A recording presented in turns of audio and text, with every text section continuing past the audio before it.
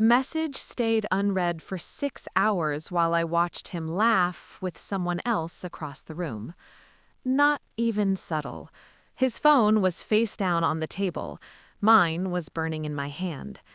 I smiled when people looked at us. I learned how to do that. Later, when I asked why he didn't reply, he said, "I didn't see it," and unlocked his phone immediately after.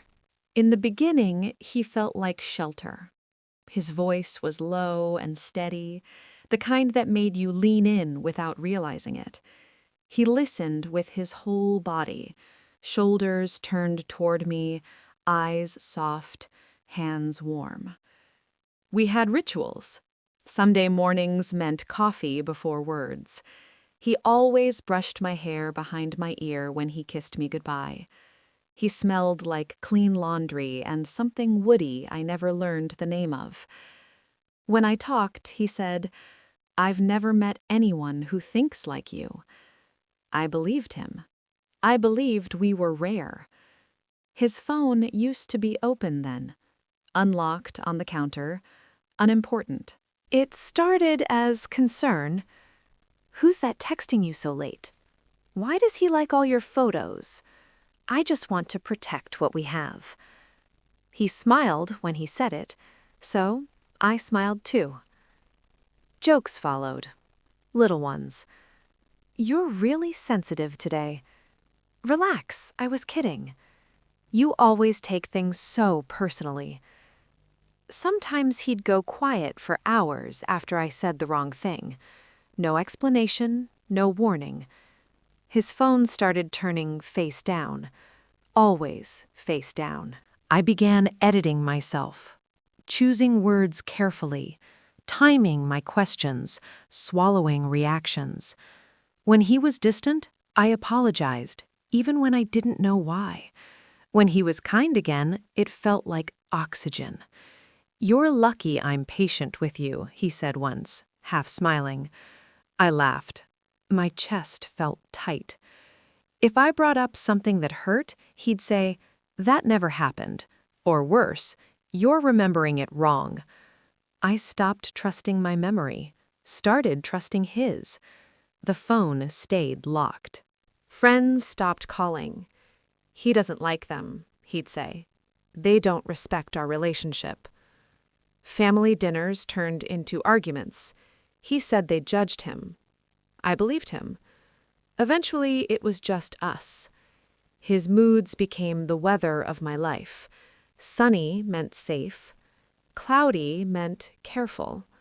Storms meant silence.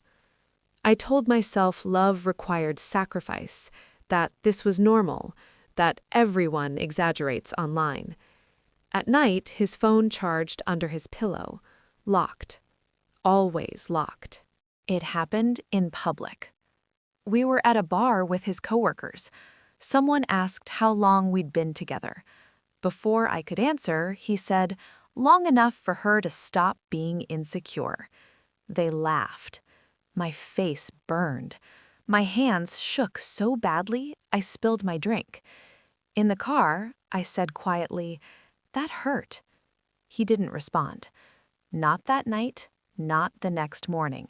3 days of silence, living next to someone who wouldn't look at me. My heart raced constantly. I couldn't eat.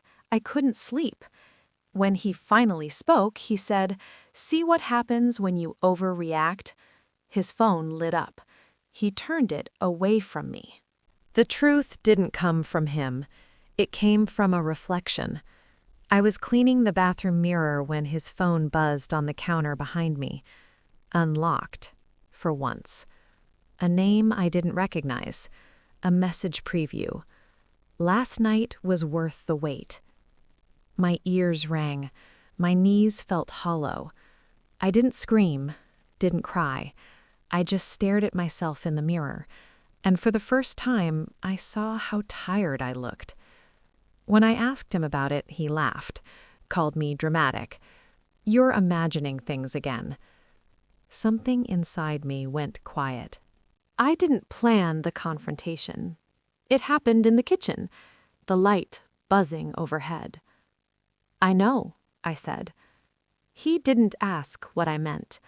Instead, he sighed, like I'd inconvenienced him. It wasn't serious. You pushed me away. If you hadn't been so insecure, I waited for an apology. It never came. He looked at his phone while I spoke, locked it again. That was the loudest moment of the relationship. Leaving didn't feel brave. It felt empty. I checked my phone constantly, hoping for remorse, expecting blame. Friends said, we never liked him. I didn't know who I was without monitoring someone else's mood, without waiting for permission to feel. At night, I scrolled through old messages, read the early ones. I wondered when love became something I had to earn. My phone stayed silent. For the first time, so did his. Healing wasn't dramatic. It started with deleting his number. Not blocking, deleting. With sleeping diagonally across the bed, taking up space. With trusting my reactions again, believing my body when it said, "This hurts." One morning, I left my phone unlocked on the table and realized I wasn't afraid anymore. I didn't leave because I stopped loving him. I left because I stopped recognizing myself, and I chose to find her again.